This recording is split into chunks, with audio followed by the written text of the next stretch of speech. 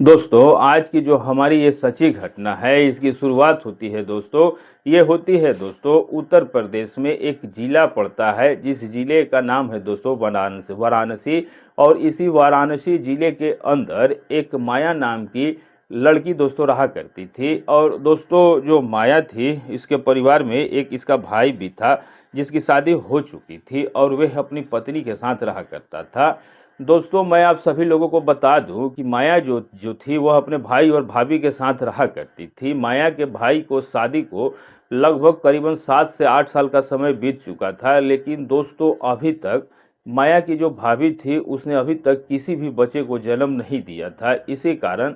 माया की जो भाभी थी वो काफ़ी ज़्यादा परेशान रहा करती थी। और दोस्तों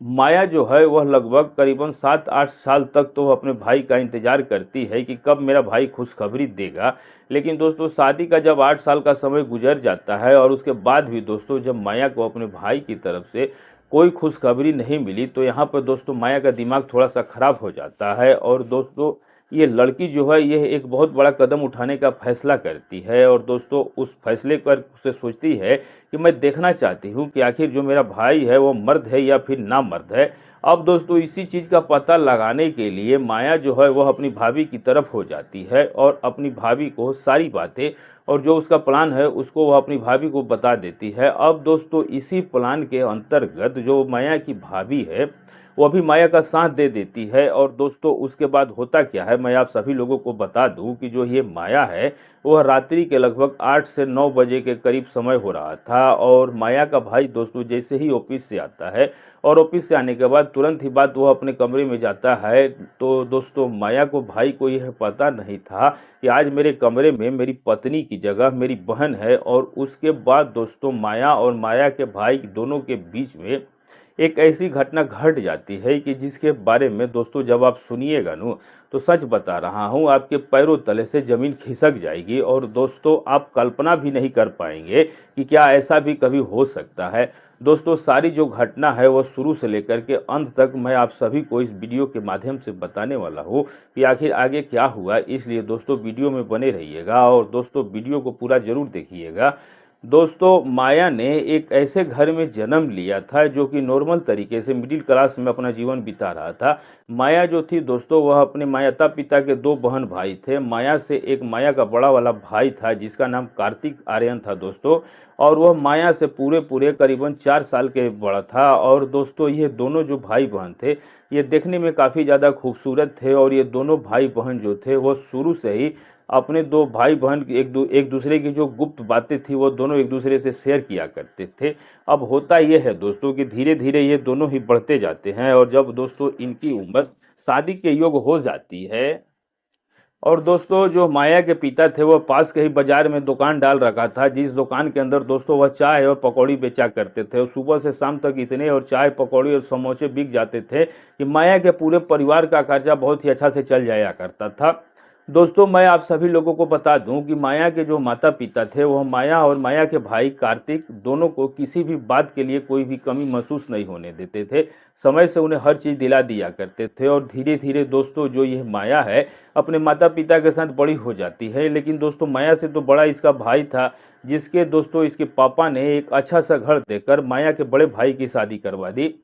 शादी हो जाने के लगभग दोस्तों 1 साल के बाद यह जो माया है इसके पापा ने इसके लिए भी लड़का देखना शुरू कर दिया था। और दोस्तों उसके बाद माया लगभग 1 साल के बाद माया की भी शादी हो जाती है। और शादी हो जाने के बाद दोस्तों ये माया नाम की जो लड़की है अपने ससुराल में चली आती है अपने माता पिता भाई और भाभी को छोड़कर। दोस्तों मैं आप सभी लोगों को बता दूं कि माया के जो पति थे वह एक कंपनी में काम किया करते थे जो कि काफ़ी अच्छा महीने का कमा लिया करते थे। और दोस्तों यह जो माया थी यह अपने ससुराल में अपने सास ससुर के साथ बड़े ही हंसी खुशी के साथ रहा करती थी।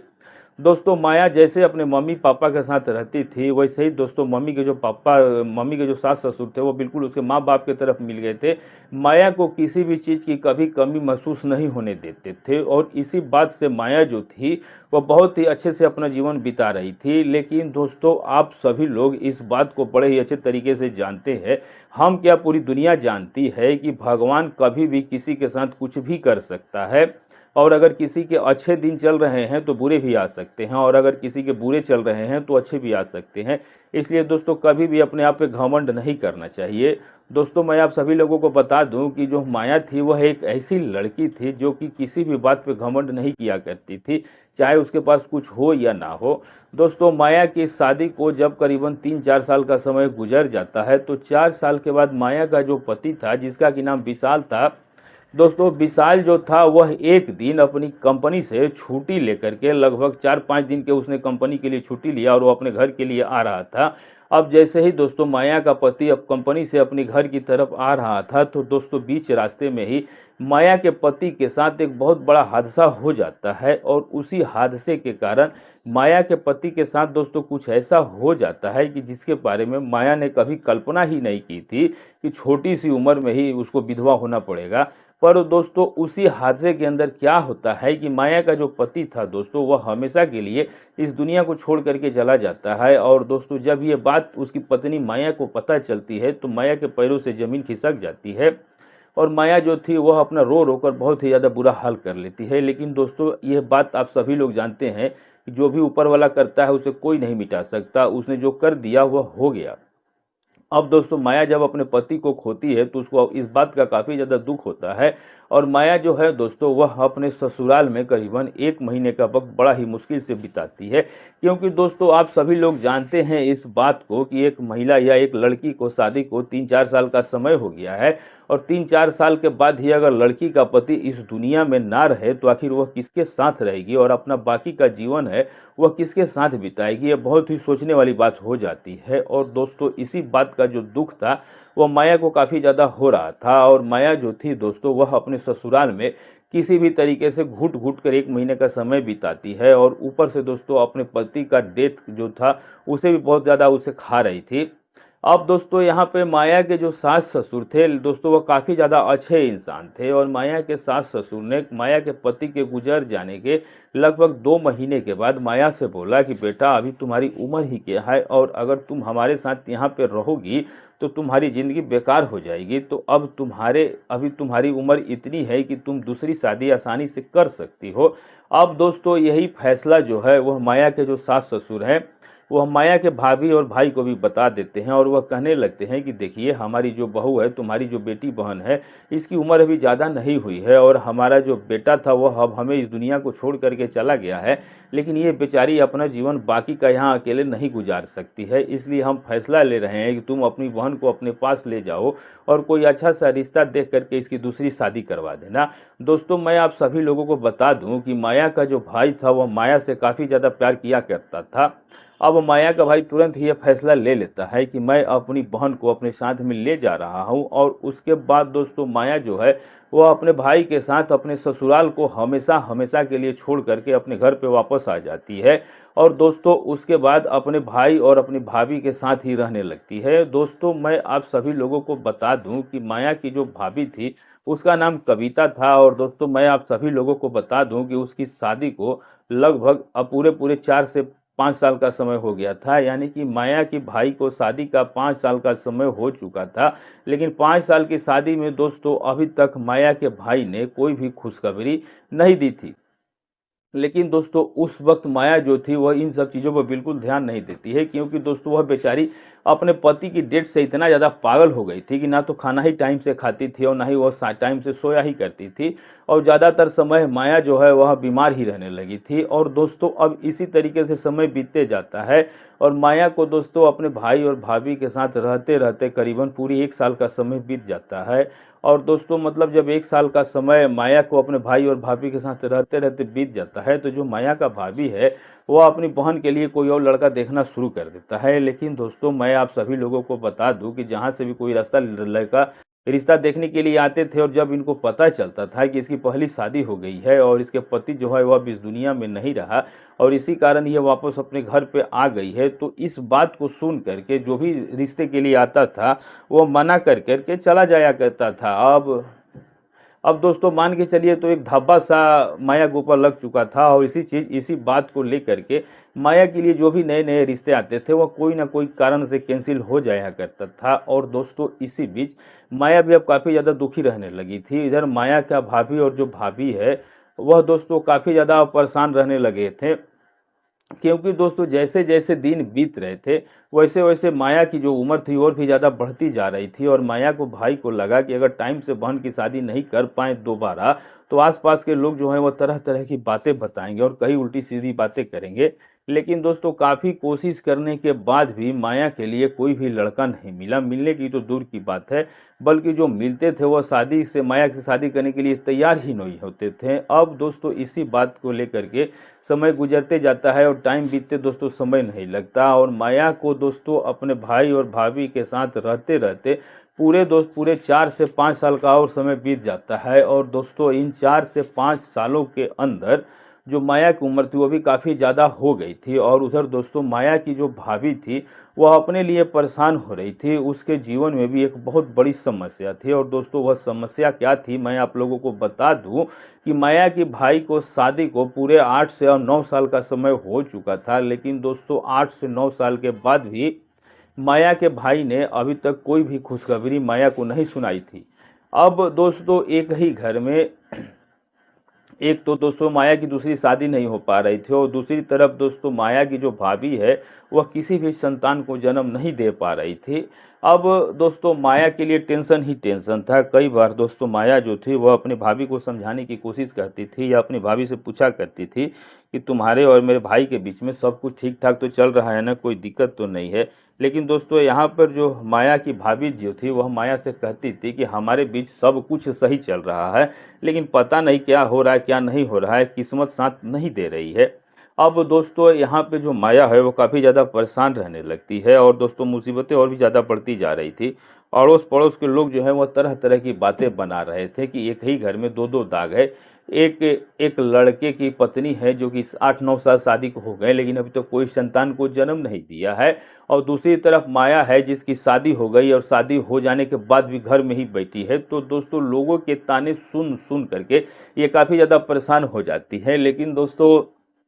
माया जो थी वह एक ऐसी लड़की थी जो अपनी शादी की ज़्यादा चिंता नहीं करती थी, और वह अपने सिर्फ भाई की चिंता किया करती थी। अब वह सोचने लगती है कि यार मेरी शादी तो आज नहीं तो कल हो ही जाएगी, लेकिन जो मेरे भाई की मुसीबत है उसे टालती हूँ। आखिर क्या कमी है क्या नहीं है क्या प्रॉब्लम है, सब मुझे ही करना होगा। अब दोस्तों यह जो माया है एक दिन अपनी भाभी से बातें करती है। शाम का समय हो रहा था, और दोस्तों माया का जो भाई वह रोज ऑफिस में जाता था, सुबह में जाता था तो शाम को आता था। दिन भर दोस्तों माया और माया की भाभी जो थी कविता यही रहा करती थी। और दोस्तों एक दिन माया जो है अपनी भाभी से पूछने लगती है कि आखिर भाभी बात क्या है, आप लोग अभी तक किसी संतान को जन्म क्यों नहीं दे पा रहे हो, अगर किसी चीज़ की कमी है तो मुझे बताओ। अब दोस्तों यहाँ पर जो माया की भाभी है वह कुछ भी नहीं बताती है, यानी कि दोस्तों जो माया की भाभी है कविता वह माया को कोई भी बात नहीं बताती है, और सारी जो बातें हैं वो अपने मन के मन में ही रख लेती है। काफ़ी पूछने के बाद भी दोस्तों जो माया की भाभी कविता जब माया को कुछ भी नहीं बताती है तो यहाँ पे दोस्तों माया का दिमाग खराब हो जाता है। और उसके बाद दोस्तों ये जो माया है ये एक ऐसा कदम उठाने वाली थी जिसके बारे में दोस्तों आप लोग कभी सोच भी नहीं सकते, और उसी कदम के चलते माया के साथ दोस्तों एक बहुत बड़ी घटना घट जाती है। दोस्तों मैं आप सभी लोगों को बता दूं कि माया अपनी भाभी के साथ एक प्लान बनाती है और अपनी भाभी से कहने लगती है कि देखिए भाभी बात ऐसी है कि लोग तुम्हें ताने दे या ना दे, लेकिन लोग मुझे बहुत ज़्यादा ताने देते हैं क्योंकि हमारे घर में दो दो दाग लग गए हैं, और आखिर ये दूसरा जो दाग है तुम्हारा, आखिर इसमें क्या कमी है, आज मैं खुद पता लगाने वाली हूँ। अब यहाँ पर दोस्तों मैंने एक प्लान बनाया है। अब दोस्तों यहाँ पर जो भाभी है इसकी वह कहने लगती है कि आखिरकार तुमने क्या प्लान बनाया है माया। तो दोस्तों जो ये लड़की है ये अपना प्लान अपनी भाभी कविता को बताने लगती है। माया कहने लगती है कि आज मैं तुम्हारी जगह अपने भाई के कमरे में जाऊंगी, उसको बिल्कुल ही पता नहीं चलेगा, और मैं तुम्हारे वहाँ पर रहने के बाद पता लगाऊंगी कि कमी तुम्हारे अंदर है या मेरे भाई के अंदर है। अब दोस्तों मैं आप लोगों को यहाँ बता दूं कि माया की जो भाभी थी वह कहती है कि ठीक है, अगर तुम ऐसा सोच रही हो और तुम ऐसा चाहती हो तो वैसा कर लो, लेकिन तुम्हारे साथ कहीं देखना कोई गलत काम ना हो जाए। अब यहाँ पर दोस्तों माया जो थी वो अपनी भाभी कविता से कहती है कि तुम इस बात की बिल्कुल भी चिंता मत करो, तुम ऐसा करना कि रात्रि का जैसे समय हो और भाई घर पे आए तो तुम मेरे कमरे में जा करके सो जाना और मैं तुम्हारे कमरे में जा करके सो जाऊंगी। अब दोस्तों कविता जो है वह अपनी ननद की बातों को मान लेती है, क्योंकि दोस्तों कविता को भी इस बात का डर था कि अगर मैंने अपनी ननद माया की बातों को नहीं मानी तो क्या पता ये मुझे अपने घर से निकलवा दे, कहीं न कहीं ये मुझ में ही कमी डाल दे, तो पता भी चल जाएगा कि आखिर क्या प्रॉब्लम है। तो अब दोस्तों जैसे ही रात्रि का समय होता है, मैंने आप सभी लोगों को बता दिया था कि माया का जो भाई था वह करीबन 8-9 बजे ऑफ़िस से अपने घर पे आया करता था। अब दोस्तों जैसे ही शाम का समय होता है तो माया जो है वह खाना खा कर के अपने भाई और भाभी के कमरे में सोने के लिए चली जाती है। उधर दोस्तों मैं आप सभी लोगों को बता दूं कि माया की जो भाभी थी कविता, वह अपने ननद के कमरे में यानी कि माया के कमरे में सोने के लिए चली जाती है। अब दोस्तों जैसे ही रात्रि के लगभग 8 बजे का समय होता है तो माया का जो भाई है दोस्तों विकास, दरवाज़ा खोल करके सीधा अंदर आ रहा था। आज रात्रि का जो खाना था वह माया का भाई बाहर ही खा लिया था और उसने दोस्तों पहले ही फ़ोन करके बता दिया था। अब जो ये लड़की थी माया काफ़ी ज़्यादा चालाक थी। इसने अपने भाई के कमरे के अंदर आने से पहले अपने कमरे की जो लाइट थी उसको बंद कर दिया था, ताकि दोस्तों भाई को पता ना चल पाए कि आज यहाँ पर उसकी पत्नी की जगह बल्कि उसकी कमरे पे बेड पे उसकी बहन है। अब दोस्तों होता ये है कि जैसे ही दोस्तों माया का भाई कमरे में आता है और आने के बाद देखता है कि लाइट बुझी हुई, लेकिन माया ने नहीं सोचा था कि उसके साथ बहुत गलत हो जाएगा। अब जैसे ही माया का भाई कार्तिक अपने कपड़ों को खोल करके सीधा बेड पे आकर के बैठ जाता है और बैठने के बाद दोस्तों वह अपनी पत्नी समझ करके माया से कहने लगता है कि आज तुम लाइट बंद करके कैसे सो गई हो, क्योंकि दोस्तों जो कविता थी वह कभी भी लाइट बंद करके अपने कमरे में नहीं सोया करती थी और वह ऐसे ही कमरे में सोया करती थी जहाँ पर लाइट खुली रहा कर मतलब कि लाइट चालू रहती थी। लेकिन दोस्तों कहीं ना कहीं दोस्तों जो कार्तिक था उसको शक नहीं हुआ और उसने सोचा ही किसी कारण के लाइट बंद कर दी होगी। और दोस्तों जो माया का भाई है वह जिस चादर को ओढ़ करके माया कमरे में लेटी हुई थी, उसी चादर के अंदर दोस्तों माया का जो भाई है वह घुस जाता है। अब दोस्तों आप सभी लोग इस बात को जानते हैं कि एक पति और पत्नी का ऐसा रिश्ता होता है कि जब दोनों एक साथ कमरे में हो तो उनका कभी भी मन हो सकता है और कभी भी उनका मूड जो है वह इस काम को करने के लिए कर सकता है, इसके लिए कोई रोक टोक नहीं है। और दोस्तों आज जो कार्तिक था वह पूरी प्लानिंग कर करके अपने कमरे में आया था कि आज वह अपनी पत्नी के साथ ऐसी वैसी कोई बातचीत जरूर करेगा, लेकिन दोस्तों कार्तिक को पता नहीं था कि आज उसके कमरे में उसकी पत्नी की जगह कोई और नहीं बल्कि उसी की बहन है। और दोस्तों जैसे ही कार्तिक अपना कार्य करना शुरू करता है और काम के दौरान दोस्तों जब कार्तिक के जो हाथ है जब अपना पत्नी समझ करके अपनी बहन के हाथों पे जाता है तो हाथों पे जाने के बाद दोस्तों अब दोस्तों वह अब दोस्तों वह उसको कुछ शंका हो जाता है और शंका होने के बाद दोस्तों कार्तिक सोचता है कि यार मेरी पत्नी तो कुछ अलग तरह की लगती है और जो जो ये हाथ तो मेरी पत्नी का बिल्कुल ही नहीं महसूस हो रहा है। और वहीं पे दोस्तों कार्तिक जो है वह अपने आप को पूरे तरीके से कंट्रोल कर लेता है और अपने आप को रोक लेता है। और दोस्तों उसके बाद रोकने के बाद क्या होता है कि कार्तिक जो है वह तुरंत ही चादर को हटा देता है और चादर हटाने के बाद दोस्तों कमरे की जब लाइट जलाता है तब वह देखता है कि उस कमरे के अंदर उसकी पत्नी नहीं बल्कि रियल में उसकी छोटी बहन है जिसका कि नाम माया था, वह सो रही थी। अब दोस्तों जब कार्तिक अपनी आंखों से अपनी बहन को उस कमरे के अंदर देखता है तो दोस्तों कार्तिक के चेहरे पे पसीने आ जाते हैं और उसका दोस्तों दिमाग खराब हो जाता है। और कार्तिक जो है वह अपने बहन को बेड पे खड़ा करता है और पूछने लगता है कि आखिर तुम मेरे कमरे में रात को कैसे आ गई हो। अब दोस्तों यहाँ पर जो ये लड़की थी माया, ये भी काफ़ी ज़्यादा घबरा जाती है और ये अपने भाई के सामने काफ़ी ज़्यादा शर्मिंदगी महसूस करती है। लेकिन दोस्तों उसके बाद ये डरती नहीं है बल्कि अपने भाई को सरेआम खुल के बातें बताने लगती है और कहती है कि भाई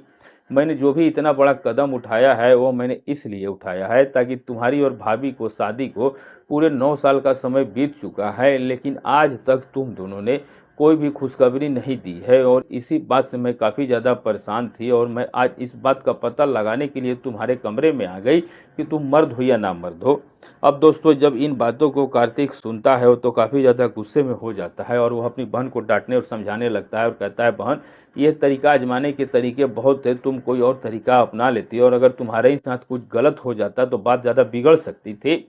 लेकिन दोस्तों इसके बाद जो ये दोनों बहन भाई जो हैं वो आपस में एक दूसरे से बातचीत करते हैं और कहीं ना कहीं कार्तिक जो था वह बहुत ज़्यादा समझदार था और वह अपनी बहन को पूरी तरीके से समझा देता है और समझाने की कोशिश करता है कि आज तो तुमने ये गलती कर दी लेकिन दोबारा ये कभी भविष्य में ऐसी गलती नहीं होनी चाहिए। तो दोस्तों इस तरीके से भाई और बहन दोनों के बीच में एक बहुत बड़ा कांड होते होते बच गया। और अगर भाई अपनी बहन को हाथ को देख के नहीं पहचानता,